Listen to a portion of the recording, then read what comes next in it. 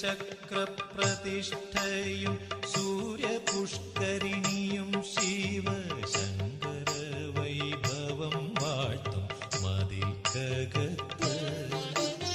ശംഖചക്രപ്രതിഷ്ഠയും സൂര്യപുഷ്കരിണിയും ശിവശങ്കര വൈഭവം വാഴ്ത്തും മതിൽക്കകത്ത്.